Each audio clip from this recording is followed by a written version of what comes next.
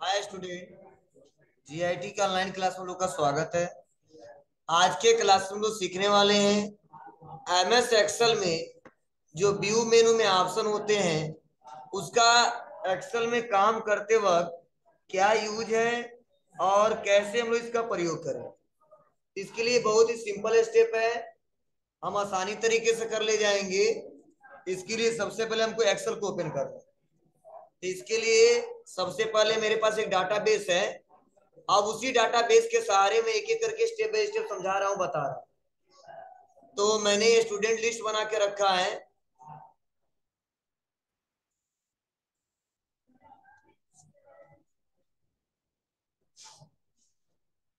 अब देखिए मेरे यहाँ यहाँ पे इतना बड़ा सा स्टूडेंट लिस्ट है। अब देखो व्यू टैब का मतलब क्या समझने की कोशिश कर। व्यू टैब एक ऐसा टैब है जिसके सहारे हम लोग अपने डॉक्यूमेंट को अलग अलग तरीके से देख सकते हैं। जैसे सबसे पहला जो ऑप्शन है देखो ग्रुप है, वह है वर्कबुक व्यू। अब वर्कबुक व्यू में मीन्स जिस वर्कबुक में आप काम कर रहे हो उसको कैसे कैसे आप देख सकते हो, इसमें कुछ ऑप्शन दिए हैं। जैसे सबसे पहला ऑप्शन हुआ नॉर्मल, मीन्स जब भी आप एक्सेल को ओपन करते हो और ओपन करने के बाद जो काम करते हो तो बाय डिफॉल्ट जो हमारा ओपन होता है वह नॉर्मल व्यू में ओपन होता है। मतलब कभी भी कोई सीट ओपन करते हैं, कोई भी डाटाबेस बनाते हैं, वो नॉर्मल व्यू होता है। लेकिन यहीं पे एक बगल में ऑप्शन है पेज ब्रेक प्रीव्यू, मीन्स आप अपने डॉक्यूमेंट्स में इस वर्कबुक में जितना काम किए हो केवल उतना ही शो कराना चाहते हो और सारा एरिया आपको ब्लॉक करना है, मतलब ब्रेक कर देना है। तो उसके लिए आप पेज ब्रेक ऑप्शन का मतलब पेज ब्रेक प्रीव्यू का इस्तेमाल कर सकते हो। होगा क्या, जिस जिस पेज में जितना डाटा बनाए होंगे वो सबको ब्रेक कर देगा और उसके बाद वाले डाटा को आसानी तरीके से हमको बताएगा। अब जैसे क्लिक करेंगे हमारे सामने देखिए हमने पहले पेज पे डाटा बनाया है और दूसरे बनाया, मीन्स जो सीट पे हम लोग काम किए हैं वह पहले पेज पे और दूसरे पेज पे, मतलब हमारा जो सीट बना होता है बहुत सारे पेज से मिलके बना होता है। इसीलिए यहाँ पे देखो बताया जा रहा है पेज 1 और यहाँ बताया जा रहा है पेज 2। उसके बाद सारा का सारा एरिया ब्लॉक कर दिया, मीन्स मतलब जितना डाटा रहेगा उतना ही एरिया दिखाएगा, अगर नहीं रहेगा तो जितना रहेगा उसी ब्रेक करके बता देगा। अब कहो सर कैसे, चलो हम कुछ डाटा और बढ़ा लेते हैं और इसको थोड़ा सा हम आगे बढ़ा लेते हैं, ऐसे कुछ। तो अब देखिए इसे क्लिक करेंगे ब्रेक प्रीव्यू पे आ जाएंगे। तो देखो अब हमारा डाटा कुछ इतना बड़ा सा दिखाया जाएगा, ठीक है आपको ना, मतलब जितना डाटा बना रहेगा वही भी दिखाएगा।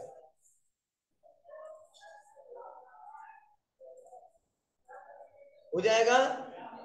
तो आप आसानी तरीके से करके देख सकते हो कैसे इसका इस्तेमाल करेंगे। तो हमारा पहला नॉर्मल है, उसके बाद से पेज ब्रेक प्रीव्यू। चलिए नेक्स्ट अगला ऑप्शन है वो है हमारा पेज लेआउट।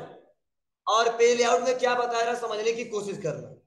जो पेज लेआउट है इसके सहारे हम यह पता कर सकते हैं कि कौन सा डॉक्यूमेंट हमारा किस पेज में गया है।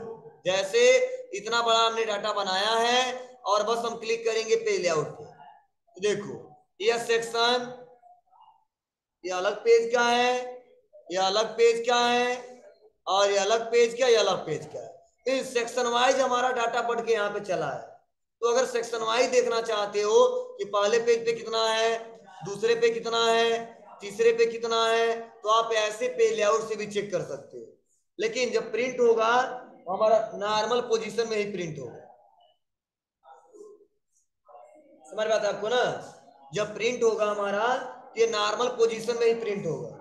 ये हमारा प्रोसेस है कैसे हम इसको प्रिंट करेंगे, कैसे देखेंगे। यह बहुत इंपॉर्टेंट ऑप्शन है कस्टम व्यू। क्यों है समझिएगा थोड़ा सा। चलिए नेक्स्ट अगला जो ऑप्शन सीखने वाले हैं वो पढ़ने वाले कस्टम व्यू के बारे में। तो जैसे हम लोग कस्टम व्यू पे क्लिक करते हैं तो हमारे सामने यहाँ पे कुछ ऐसा इंटरफेस आ जाता है। अब ऐसा इंटरफेस का क्या मतलब है चलिए हम लोग समझते हैं। जैसे होता क्या है, जब भी हम लोग एक वर्कबुक में ज्यादा से ज्यादा सीट हम लोग क्या कर लेते हैं, क्रिएट कर लेते हैं। और जब किसी पार्टिकुलर सीट पे हमको काम करना होता है तो हमको दिक्कत होता है सिलेक्शन करने में या बार बार यहाँ पे नेक्स्ट करने में। तो उसके लिए बहुत सिंपल तरीका है, आप उस सीट पे क्लिक करिए जिसको ऐड करना है। सपोज मान लो इसको ऐड करना है, तो हमने यहाँ पे आया और कस्टम व्यू पे क्लिक करेंगे और यहीं पे ऑप्शन है ऐड। तो देखो यहाँ पे इसका नेम देना चाहते हैं तो दे सकते हैं और देना ही पड़ेगा। तो हमने बोला सीट या जो डाटाबेस हो उसका नाम दे सकते हैं, तो बोला यस।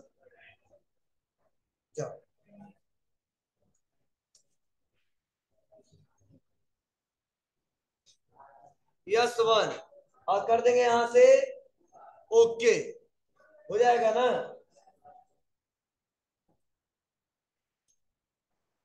उसके बाद से यहाँ पे फिर से आएंगे कहां पे, कस्टम व्यू पे, और फिर से यहाँ पे ऑप्शन है ऐड। और देखो इसके बाद से किस सीट को ऐड करना है, उस सीट पे हमको क्लिक करना पड़ेगा। मान लो चौथे को ऐड करना है या इसको ऐड करना है तो क्लिक करेंगे और यहाँ पे आता है ऑप्शन क्या है। तो बस हमको सिंपल तरीका है, आसानी तरीके से हो जाएगा। कस्टम व्यू पे आए और फिर हम कर देंगे ऐड और यहाँ पे देते हैं यस टू और कर देंगे ओके। तो चलो मैंने 2 सीट ओपन कर लिया। अब हम कहीं पे भी काम कर रहे हो, ठीक है, हम कहीं पे भी काम कर रहे हो, बहुत सिंपल तरीका है। आपको आना है कस्टम व्यू पे, अब बताओ किस पे जाना है, बस आपको क्लिक करना होगा और शो कर देना होगा, वो सीट ओपन हो जाएगा। पहले पे जाना है शो कर देंगे, पहले सीट पे ओपन हो जाएगा। मतलब 20 25 50 सीट बने हो तो उस समय दिक्कत होती है, तो जो इंपॉर्टेंट सीट है उसको हम शो करा के यहाँ से देख सकते हैं और उसमें अपने अपने रिक्वायरमेंट के हिसाब से काम कर सकते हैं। तो ऐसे जो भी सीट ऐड करने हैं आप सीट को ऐड कर सकते हो। ठीक है, इसको भी ऐड करना है, बस कस्टम पे आइए और ऐड करिए और हमने कर दी यस 3 और ओके। अब अपने रिक्वायरमेंट के हिसाब से क्लिक करिए, हमको तीसरे पे काम करना है सो, फिर से पहले पे काम करना है सो, ठीक है, और दूसरे पे काम करना है सो, ठीक है। तो आप आसानी तरीके से यहाँ पे कस्टम शो का इस्तेमाल करके देख सकते हैं। यह चारों ऑप्शन क्लियर है आपको। चलिए नेक्स्ट अगला ऑप्शन है शो, और शो में ऑप्शन है पहला फार्मूला बार, ग्रिड लाइन और उसके बाद से हेडिंग। तो सबसे पहले समझो, अगर मान लो कभी ऐसा कंडीशन आता है हम सोच रहे हैं फार्मूला बार को ना शो करा, आप कहोगे सर ना शो कराने का क्या मतलब है, क्यों ऐसा करेंगे? क्योंकि कभी कभी ऐसा होता है कि जिस सेल में हम काम करते बार बार फार्मूला बार में दिखता है, हम सोच रहे हैं किस सेल में काम कर रहे हैं और इन जो नेम बॉक्स है, जो एफएक्स है, जो फार्मूला बार सब गायब हो जाए और यह ना पता चल पाए किस सेल में हम लोग काम कर रहे हैं। तो उस कंडीशन में हम लोग यहाँ से फार्मूला बार को गायब कर सकते हैं। तो अगर कोई पूछेगा तो इस समय प्रेजेंट टाइम में देख के नहीं बता पाएंगे कि रियल में हम लोग किस वर्कबुक में और कहाँ पे किस सेल में और किस मतलब किस कॉलम में और किस रो में काम कर रहे हैं। लेकिन जैसे फार्मूले बार पे क्लिक करते हैं तो बताता है इंडिकेट करके के 7 और जो लिखते हैं यहाँ भी शो होता है और हमारा यहाँ भी शो होता है। तो कभी शो करना है तो शो कर सकते हैं और हाइड करना है तो यहाँ से क्लिक करके हाइड शो कर सकते हैं। हो जाएगा बाबू, आप आसानी तरीके से कर ले जाओगे, कोई दिक्कत नहीं रहेगा। हेडिंग का मतलब क्या समझ रहे हो आप लोग? जो हेडिंग दिख रहा है ABCD, अगर 1 2 3, अगर आप डॉक्यूमेंट में ABCD जो हमारा है यार, अगर तुम शो करके देखना चाहते हो तो शो करिए और नहीं जरूरी है तो आप यहाँ से हाइड कर सकते हो। आप अपने हिसाब से डाटा बनाइए, ठीक है। बार बार कई लोग कंफ्यूजन में आ जाते हैं, बनाते 10 लोग का डाटा नंबर दिखाता 15, तो परेशान होते हैं। कई लोग कहते हैं 15 लोग का डाटा बनाए हैं, ठीक है, ना इधर रहेगा ना इधर रहेगा, लेकिन जब शो कराना तो यहाँ से शो करा सकते हैं। क्लियर है? और उसके बाद से नेक्स्ट अगला ऑप्शन है ग्रिड लाइन। तो जाहिर सी बात है तो ग्रिड लाइन जानते हो, जैसे हमारे लाइनिंग दिख रहा, रो और कॉलम में लाइनिंग खींचे गए, ये क्या है एक प्रकार की जी हमारे ग्रिड लाइन। अगर हम सोच रहे हैं कि ग्रिड लाइन हटा दे और पेज के रूप में मेंशन होकर दिखाई दे तो उसके लिए हम क्लिक कर देते हैं ग्रिड लाइन पे और कुछ ऐसे डाटा हमारा दिखाई देता है। फिर आपको ना ऐसा हमको दिखाई देता है, तो ये हमारे तरीके हैं, हम ऐसे शो करा के दिखा सकते हैं। फिर से क्लिक करेंगे तो यहाँ से ऐसे आ जाएगा, हाइड करना है तो हाइड कर सकते हैं। आपको सर फायदा क्या होता है इससे? देखो ग्रिड लाइन जब होता है तो सिस्टमेटिक तरीके डाटा बना लेते हैं अगर हाइड कर देते तो दिक्कत होती है। ठीक है, हमको टेबल बनाना पड़ता, सेलेक्ट होम और यहाँ पे ऑल बॉर्डर। ठीक है ना, यहाँ पे हम लोग बॉर्डर क्या करते हैं, लगाते तब पता चलता है। तो कई बार ऐसा भी लोग फार्म क्रिएट करते समय इसको हाइड कर देते हैं, और हाइड करने के बाद टेबल जहां जहां जरूरत पड़ता है वहां टेबल इंसर्ट करा लेते हैं और इसका प्रयोग कर ले जाते हैं। अब बताइए, यहां तक क्लियर है सबको? क्या? नहीं, बस क्लिक करेंगे तो हट जाएगा। अब सेल को सेलेक्ट करिए, कहीं पे क्लिक करिए, ग्रिड लाइन हट जाएगा। जी पूरा हटेगा, पार्टिकुलर नहीं हटेगा। देखिए इसमें ऐसा ऑप्शन नहीं कि बस एक लोकेशन का हटा है, पूरा का पूरा एक बार गायब हो जाएगा। हाँ, अरे यार वो तो अलग बात है, वो ग्रिड लाइन की बात हो रही है, वो सेल हमारा एक कन्वर्ट हो जाता है। ठीक है, तो ध्यान दीजिए, कर ले जाओगे ना आप लोग। तो उसके बाद से जूम एरिया है, तो बताओ मैक्सिमम जूम है मिनिमम जूम पढ़ाया था हमने। चलिए ध्यान दीजिएगा, अब अगला हमारा जो ऑप्शन है वो है हमारा जूम ग्रुप में पहला ऑप्शन है जूम। तो अगर कोई क्वेश्चन पूछता है एक्सेल में मैक्सिमम जूम कितना किया जा सकता है, तो अपने डॉक्यूमेंट को 400% जूम कर सकते हैं। तो देखो जो डॉक्यूमेंट कुछ ऐसा दिख रहा था, हम इसको बड़ा करके ऐसे देख सकते हैं। ठीक है, तो जूम करने का हमारा डॉक्यूमेंट्स का ही फायदा होता है कि अपने डॉक्यूमेंट्स को हम लोग क्या कर सकते हैं, आसानी तरीके से क्विकली देख सकते हैं। ठीक है, नहीं तो जूम करने का कोई मतलब नहीं है, क्योंकि प्रिंट आउट में इतना बड़ा जूम नहीं आएगा, ऐसे नॉर्मली हमको प्रिंट करना पड़ेगा, क्योंकि कई सारे पेजेस लगे, कोई मतलब नहीं है। ठीक है ना, ये जूम होता है बस, बस जो जिस पेज में जितना में डाटा बना उतना ही दिखाई देगा हमारा। क्या हमने बताया नहीं है, ये पहले पेज पे है और ये दूसरे पे है और ये तीसरे पे है, अलग अलग लाइनिंग नहीं दिख रहा आपको, ग्रिड लाइन। आया मैं अभी नहीं पढ़ाया, पेज ब्रेक नहीं बता रहा है, पेज 1 पेज 2 और पेज 3 छोटा सा लिखा है देखो। तो आप ऐसे भी नॉर्मल यहाँ से पोजीशन पता कर सकते हो। ठीक है, और अगर मान लो यहाँ से जूम नहीं करना है तो क्लिक करिए और यहाँ से कम ज्यादा कर सकते हो आप लोग अपने हिसाब से, हो जाएगा बाबू। चलिए, अब यहाँ पे 100% करना है, कितना हो ज्यादा जूम हो तो 100% कर सकते हैं। जूम टू सिलेक्शन, मान लो कम ज्यादा किए तो जूम टू सिलेक्शन करेंगे, देखो जितना जूम यहाँ पे मैक्सिमम जूम हो गया, यहाँ पे कितना 400, बाई डिफॉल्ट 100 कर लेते हैं। और न्यू विंडो आप लोग पढ़े हो और अरेंज आल पढ़े हो, इंपोर्टेंट ऑप्शन इसमें फ्रीज पेन्स है। अब क्यों है समझने की कोशिश करना।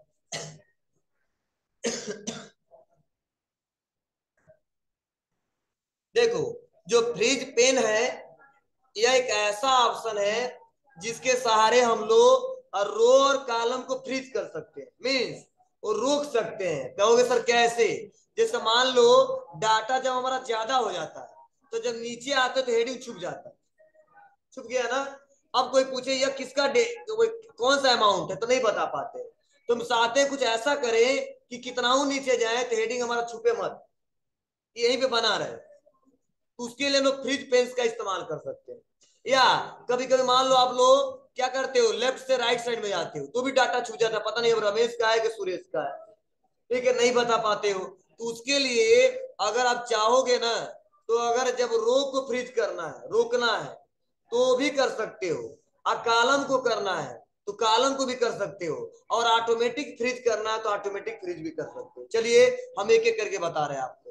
तो पहले हम बता रहे हैं रो को कैसे फ्रीज करेंगे, तो बस इस रो को सेलेक्ट कर लेंगे और आ जाएंगे फ्रीज पेन्स पे, और यहीं पे क्या ऑप्शन आता है, freeze top row, freeze top रो।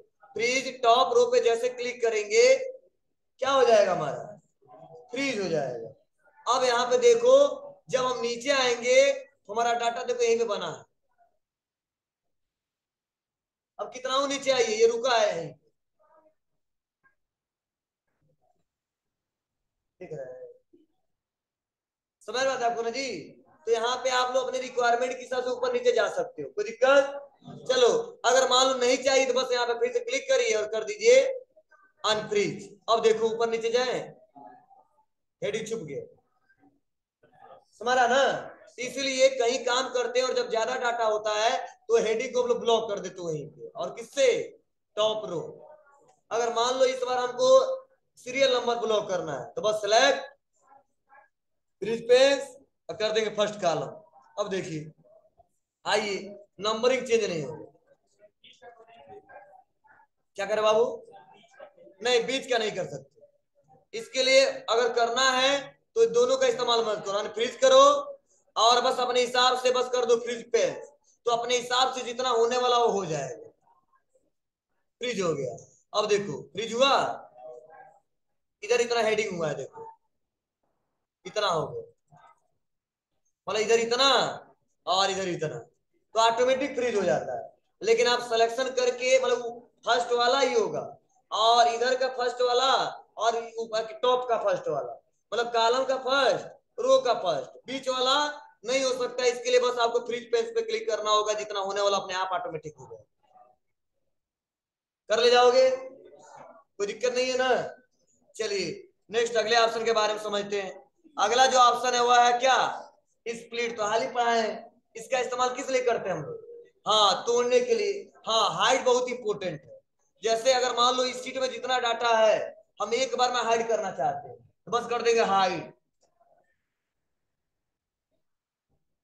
डॉक्यूमेंट हाइड हो गया। अगर मान लो फिर से अगर अनहाइड करना है तो यहां से अनहाइड कर सकते हैं, जितना हाइड होंगे वो सब शो हो जाए। तो अगर आप चाहते हो हाइड करना डाटा को एक बार में हाइड किया जा सकता है, ठीक है, नहीं करना अनहाइड कर सकते हैं। क्लियर है? और हाइड क्यों करते हैं जी? क्योंकि कोई भी खोलेगा तो अनहाइड दिखाई देगा, हमारा डाटा को दिखने नहीं करेगा जब तक अनहाइड करेगा नहीं। जैसे मान लो यही है, अब हम शो नहीं कराना चाहते, इसके लिए क्या करेंगे जी? इसके लिए बस हाइड कर देंगे। अब नहीं दिख रहा उनको, जब फ्यूचर में कभी देखना है तो क्या करेंगे हम लोग? अनहाइड। ओके, तो ऐसे हम लोग डाटा को अनहाइड और हाइड कर सकते हैं। और यह ऑप्शन हाल ही पढ़ाया हूं आपको, व्यू साइड बाई साइड। क्यों ऐसा करते हैं? जब डुप्लीकेट हमको विंडो लेना है तो किसका इस्तेमाल करते हैं? न्यू विंडो का। और जब साइड बाई साइड हमको देखना होता है तो व्यू साइड बाई साइड, और बस कर देंगे ओके। यह हमारा यह दोनों दिख रहा है, दिख रहा है आपको ना? अगर अरेंज करके और सिस्टमेटिक तरीके से देखना है तो अरेंज पे आ जाइए और कर दीजिए टाइल्ड, तो कुछ ऐसा दिखेगा हमको, या पहला है दूसरा है ऐसे। फिर से अगर मान लो मैं आप क्लिक कर देता अरेंज आल वर्टिकल, तो वर्टिकल में ऐसे दिखाएगा, पहला दूसरा तीसरा। समझ रहा है? फिर से हम क्लिक कर देंगे यहाँ पे और इस बार अरेंज पे क्लिक करते हैं और कर देते क्या? हॉरिजॉन्टल, तो कैसे पट में दिखाएगा, पहला दूसरा तीसरा। तो जितने डॉक्यूमेंट खुले हैं सबको हम एक बार में शो करा के दिखा सकते हो जाएगा। और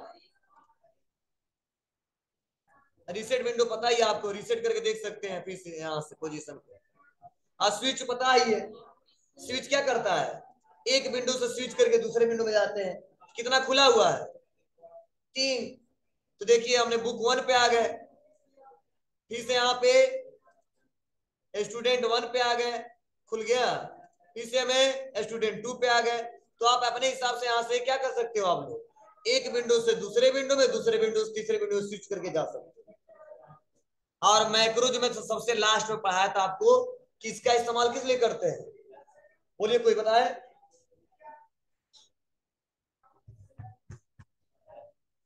रिकॉर्डिंग करने के लिए।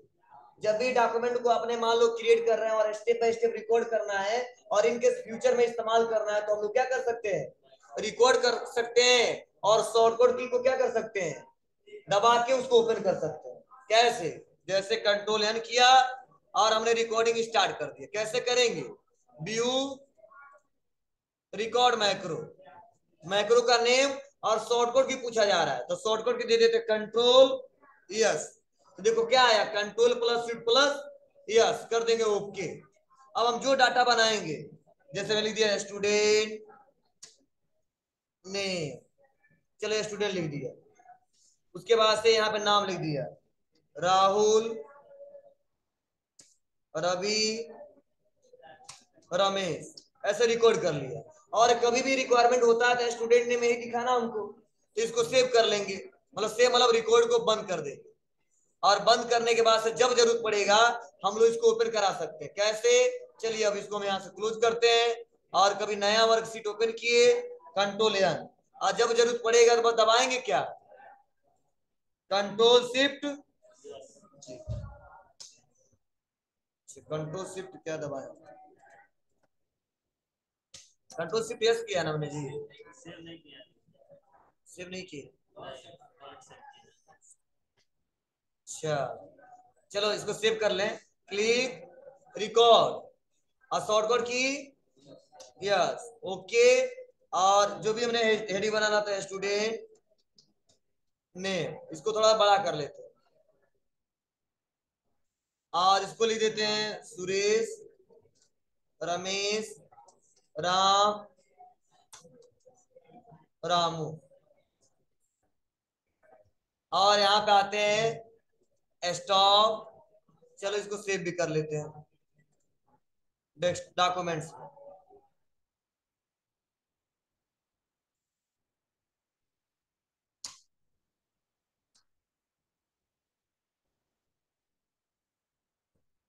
अच्छा इसको बीबीए में सेव करना पड़ेगा, बीबीए कहीं दिख रहा है, बीबीए